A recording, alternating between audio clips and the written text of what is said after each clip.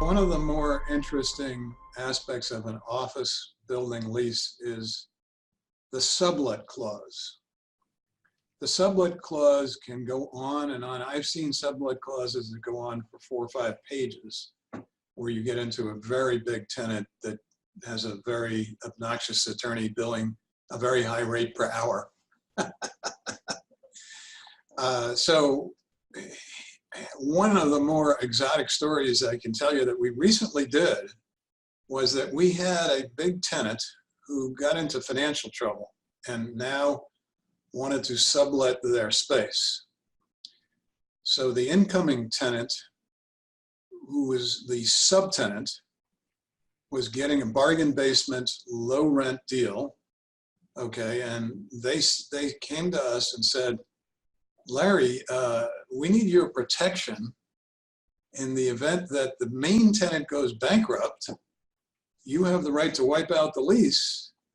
We need the right to step in and cure the problem, and as long as we keep paying the rent, you're okay, right, Larry?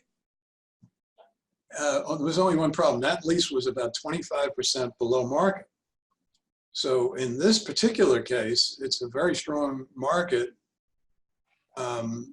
where we knew we could release that space. We said to the tenant, we'll make you a deal.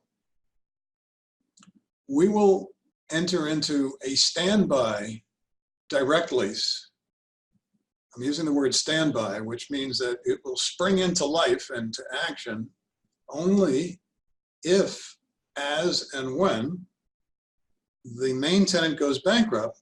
Then you will automatically become a direct tenant of the landlord, but you'll pay slightly below market value or close to market value. And we agreed on what the market value was. So we have this lease that's sitting in a drawer that basically springs into life if, as, and when that happens.